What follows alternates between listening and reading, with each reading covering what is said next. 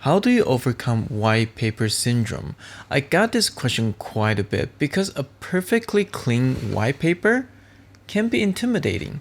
It's filled with all sorts of possibility of a successful painting or a failed one. Today, let's talk about some practical ways to decrease your fear of white paper. Hello, this is Eric from Cafe Watercolor. I hope you're doing well. First of all, let me make this clear. There is no way to completely get rid of the fear of a new painting because we don't know the future. What you fear is not the white paper itself, it's the uncertainty. Will this be a successful painting? What if I mess it up?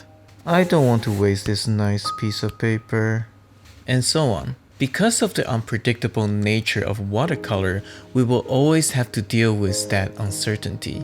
Unlike many other mediums, you cannot simply erase, cover, or press Ctrl Z to fix your mistake.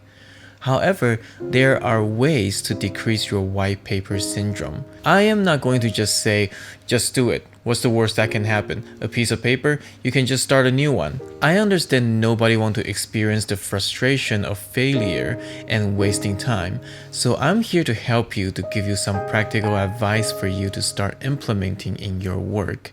And again, in the end, I will do a bonus demo to practice what we learn.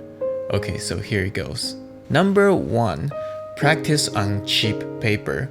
When you use expensive paper, you have more pressure to do a good painting because you don't want it to go to waste.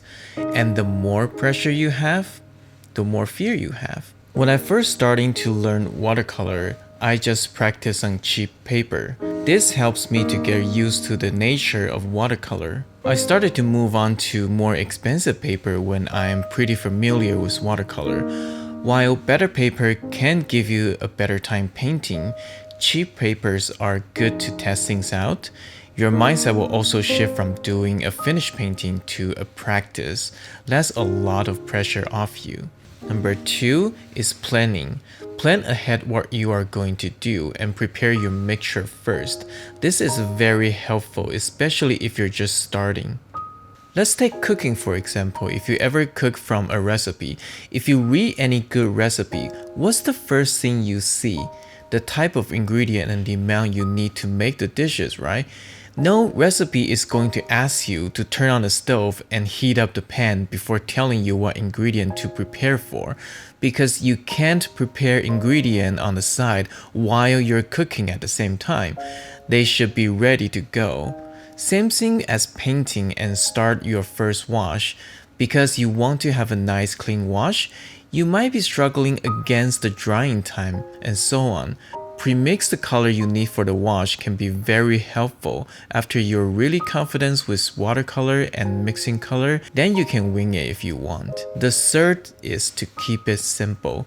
We all have seen some watercolor master painting demos. Some of them have so much experience with watercolor, they are able to do a lot of things just in the first wash. Paint around the highlight, wet on wet works, mixing color in between, and so on. However, if you're just getting started, keep it simple. There's nothing wrong with just to have a simple gradient for your first wash. If you want some soft edges and soft shape, wait till your first wash is dry, re-wet it, and paint wet on wet again. Give yourself enough time for each wash by doing things one at a time. By doing simple things step by step, you avoid getting overwhelmed. Keeping it simple also means a simple subject. Don't pick a forest with light and shadow all over the place or a rocky beach. Pick something nice and simple like one of the minimalistic painting I did before. Sometimes a simple subject can be powerful and effective as well. Number 4 is to keep your first wash light. A very light and transparent wash eases you into the painting. If you try to go very heavy for the first wash, you're committing too soon and you're not giving yourself enough room to move into the painting slowly. A light transparent wash will fade almost into nothing when it's dry. But by getting rid of the white on the paper, you'll be more ready to make more marks and start painting more. Okay, enough talk, let's do an actual painting. But before we start, please remember to like and subscribe. Also, let me know down below if you have white paper syndrome as well, and if you have any other tip that can help you to overcome. So we are going to paint from this. Now, don't freak out, it's going to be easier than you think. Let's jump into it. So for the first wash, I am going to pre-mix the color that I'm going to use. So it's just the sky. So if you look at the photo, you see the sky turn from blue to sort of a yellowish color to some orange and pink in the bottom. So that's what I'm going to use. So you can see I mixed 3 piles of paint. One is blue, one is sort of warm yellow, and another one is a little bit pinkish orange color. So I start my wash from the top, which is using the blue. And when it's time to transition, I'm going to start just adding the yellow color without washing my brush, and then the pink color. Now the orangey pink color is not intense enough, so I mix a little bit more, but I already have a good base for it, so it saved me a lot of time, so I don't need to mix them on the fly and try to figure them out. And the bottom, just finishing up with some random colors because they're going to be covered by the mountain and the tree, so it doesn't really matter. And that is it. That is the first wash. It's very simple and easy. As long as your paper is tilted and you have enough water in your mixture, you'll be good. So I'm pre-mixing the color I'm going to use for the second wash, which is the color of the cloud. Now the color of the cloud in like the sunset or dawn time is actually pretty dark because there's not a lot of sunlight that's hitting the cloud. So I am re-wetting the surface with clean water, just the sky portion, and I wait a little bit for the water to come down to the bottom, and I start to paint the cloud. I'm using the paint that I already mixed, and I use the tip of my brush and I just very lightly let the brush glide on the paper and do wet on wet paint to it. So you can see, because I re-wet the surface, anything I put in will be very soft. But because my mixture is a little bit dry and I'm using just the tip of my brush, the shape is still somewhat controlled. So this is perfect for some soft cloud like this. And now I add some orange to the bottom of the cloud, which is where the sun is hitting. And a little bit thinner cloud that just have that orange color. Adding some darker mixture to give it more volume.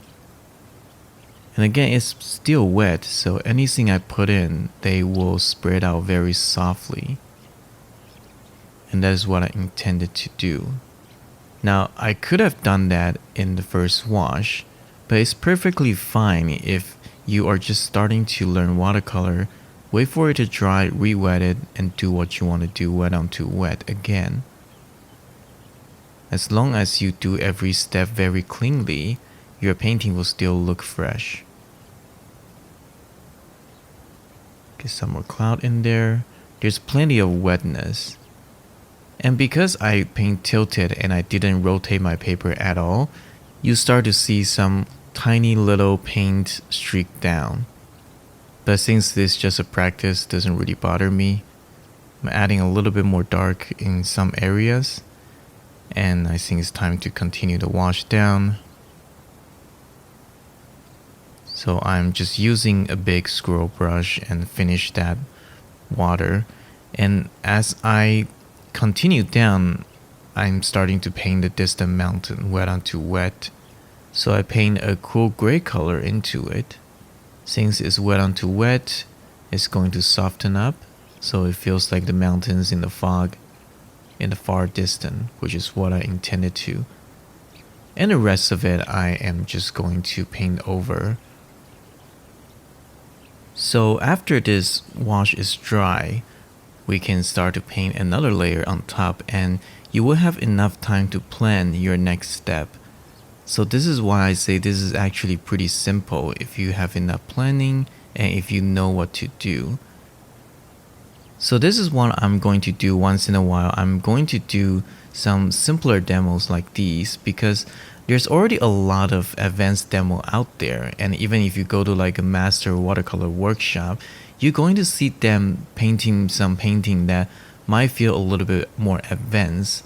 So if you are a beginner, there's very limited information and very limited thing you can learn from those advanced demo.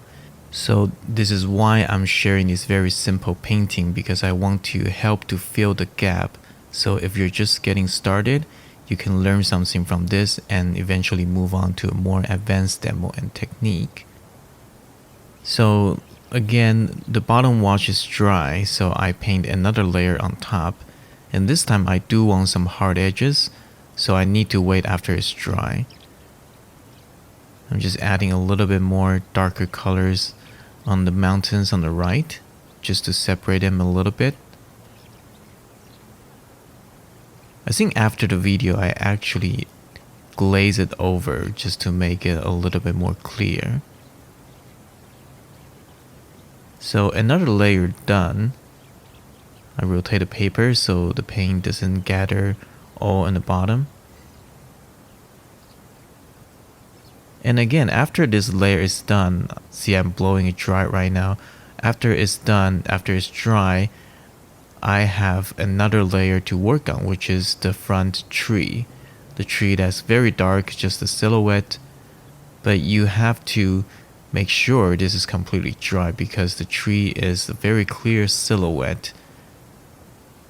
It is all hard edges, so I don't need to paint wet onto wet. So I need to make sure the layer is dry.